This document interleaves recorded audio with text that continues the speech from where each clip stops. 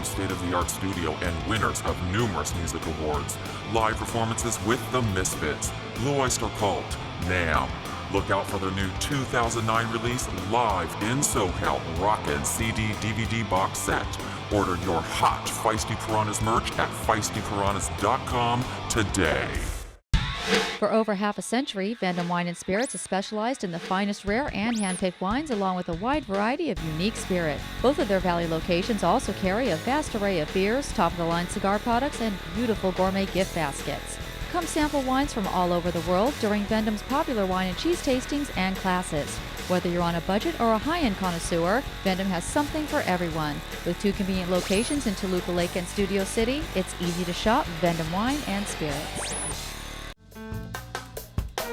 When you really want Italian food, you've got to go to Colombo's Italian Steakhouse and Jazz Club, Colorado Boulevard, Eagle Rock. It's that little neighborhood place you wish was down the street from you. Casual fine dining, succulent steaks and Italian favorites, a full bar, live entertainment nightly. Plus, Colombo's offers lunch and delivery service. When you really want Italian food, you've got to go to Colombo's Italian Steakhouse and Jazz Club, Colorado Boulevard in Eagle Rock. Mangia. And welcome back to Focus in the Mix with Denise Ames. We actually finally got him. Eddie Money is in the house, or should I say, in the park. In the park. It's a beautiful park, isn't it? Your neighborhood is lovely, and I thank you so much for suggesting that we do this here on location, because it's much more metal than just being boring in a studio or whatever. Well, it's great because none of the kids here, they don't get here till 3:30 or 4 o'clock, so we're safe. There you go. So as long as we can conduct this interview before 3:30 or 4 o'clock, we're all right.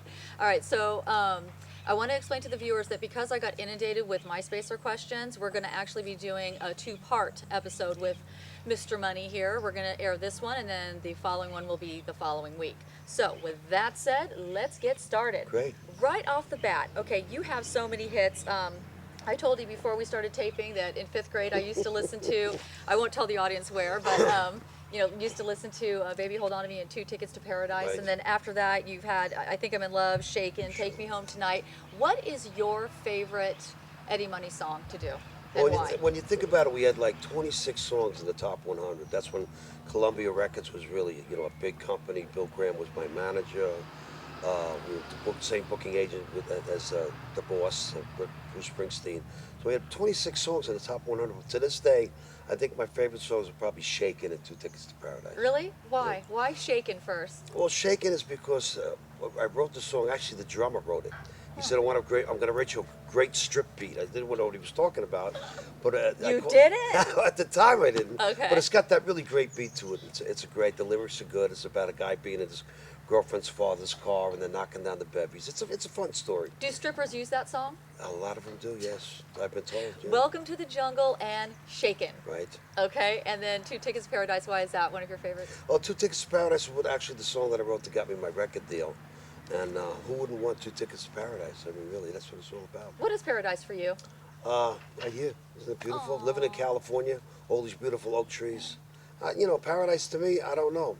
I hope I get it to heaven and find out. Oh, I think you will. Now, you mentioned you live in California now, but you're actually from New York. Yes, I am. And you had aspirations prior to being a musician. You were going to follow in your father's footsteps of being a police officer. Right, I was, yeah. So what happened to that dream, and then how did you get interested in music? Because that's quite the opposite of the radar. Well, I was in a rock band in high school.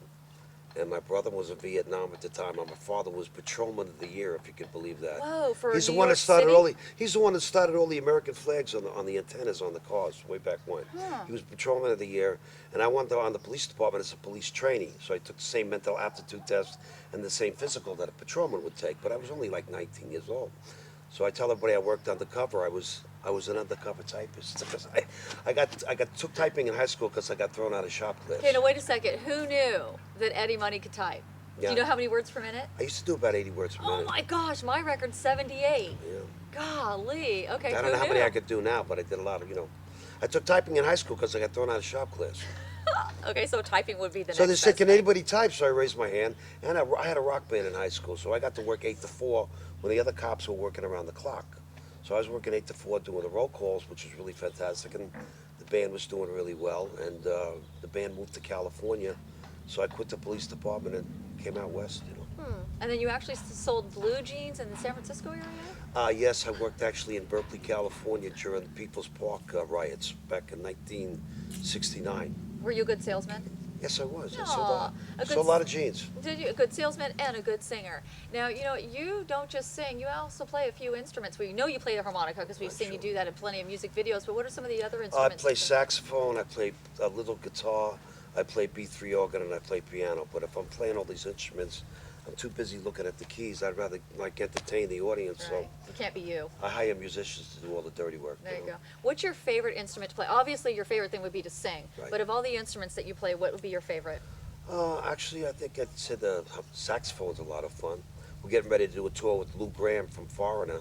He used to be, and he wants me to learn the solo on Urgent, so I'm looking forward to learning Oh that. my God! Now is That Lou? was, that was a great solo. He's going out on his own, right? Because he's not in Foreigner Yeah, he's anymore. going out his own. His voice sounds great. How's he doing? Because I know he was very sick. Yeah, he was sick for a while, but you know, he's ever since he got sick, he turned into a really nice guy. Oh, really? There you go. Back in the day when he was really big, he didn't talk to anybody, but he's a sweetheart, and he's getting better. And he said his voice sounds great, so it's going to be a lot of fun working with him this summer. All right. So going back to kind of your roots, when you were in music, your early stages, you had a mentor who's a very, very famous person. He has since passed on. Right. But tell us a little bit about Mr. Graham and how he helped you, Right. and you know through the decades of what he did for you. Because I understand he got you your record deal, and he just really helped you. He was a great guy. He was actually from New York, like myself, and we were struggling in a band, and we did this thing called Amateur Night at Winterland, which was really a famous place to play. That's where Led Zeppelin played, and the Stones, and Jimi Hendrix, and actually we were the best band out of all the bands. And I was the first really rock band to get to land a record contract off a video cassette tape. Can you believe that? Huh. And we did Merv Griffin and Mike Douglas. But Bill Graham was a great guy. He managed the Stones for a while. He helped with the US Festival. He was a great promoter. It was tragic when he lost his life in a horrible helicopter accident back in the early 90s. Now, here's a bit of trivia.